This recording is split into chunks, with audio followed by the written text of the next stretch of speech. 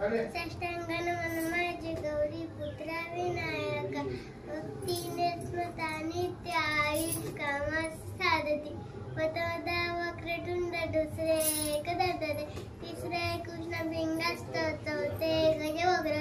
पाचवे शीलंबोदर सहावे विघ्नहर सातवे राजचंद्र आठवे धूम्रवर्णते नववे श्री बालचंद्र दहावे श्री विनायका अकरावे गणपती